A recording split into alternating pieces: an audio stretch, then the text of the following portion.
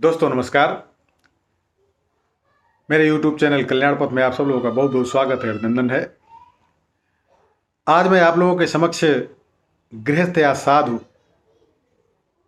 इस शीर्षक की एक कहानी है, इसको आप लोगों के समक्ष लेकर आया हूँ। कहानी इस तरह से है। एक व्यक्ति कबीरदास जी के पास गया और बोला, मेरी शिक्षा तो समाप्त हो गई, अब मेरे मन में दो बातें आती हैं। एक यह कि विवाह करके गृहस्थ जीवन यापन करूं या संन्यास धारण करूं। इन दोनों में से मेरे लिए क्या अच्छा होगा, आप मुझे यह बताइए। कबीर जी ने कहा, दोनों ही बातें अच्छी हैं, जो भी करना हो वह सोच समझ कर करो और वह उच्च कोटि का हो। उस व्यक्ति ने पूछा कि उच्च कोटि का करना चाहिए तो उच्च कोटि का कैसे हो। कबीर जी ने कहा कि किसी दिन प्रत्यक्ष देखकर बताएंगे।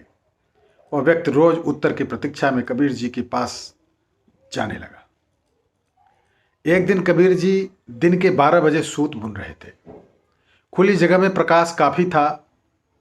तब भी कबीर साहब ने अपनी धर्मपत्नी को दीपक लाने का आदेश दिया।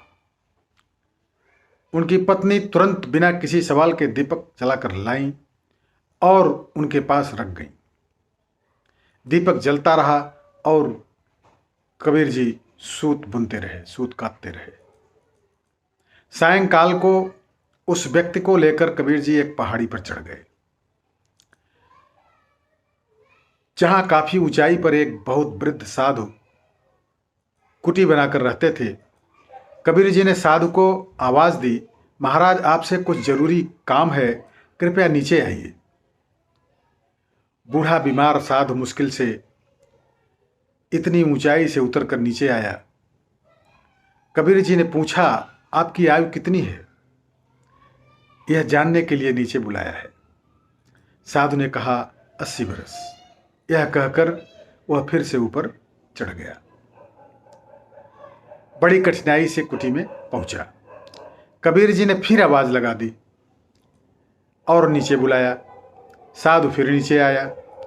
उससे कबीर जी ने पूछा, आप यहाँ पर कितने दिन से निवास करते हैं। उस साधु ने बताया, 40 वर्ष से। फिर जब वह साधु अपनी कुटी में वापस पहुंचे तो कबीर जी ने तीसरी बार फिर उन्हें इसी प्रकार बुलाया और पूछा, आपके सब दांत उखड़ गए या नहीं। उसने उत्तर दिया, आधे उखड़ गए, आधे रह गए। तीसरी बार उत्तर देकर वह ऊपर जाने लगा। तब इतने चढ़ने उतरने से साधु की सांस फूलने लगी, पांव कांपने लगे। वह बहुत अधिक थक गया था, फिर भी उसे तनिक भी क्रोध नहीं था।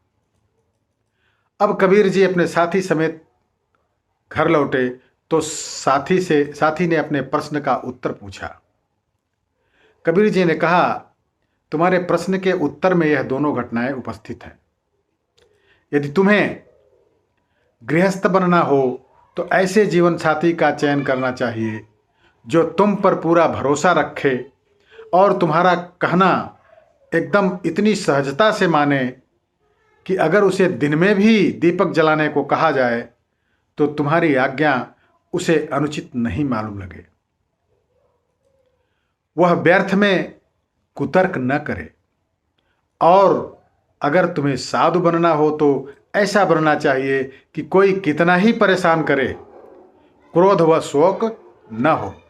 हम हर परिस्थितियों में सहज रहें। तो दोस्तों, कहानी कैसी लगी कमेंट्स में अवश्य लिखिएगा और अपने यारों मित्रों दोस्तों को ये वीडियो जरूर शेयर कीजिए। बहुत बहुत धन्यवाद।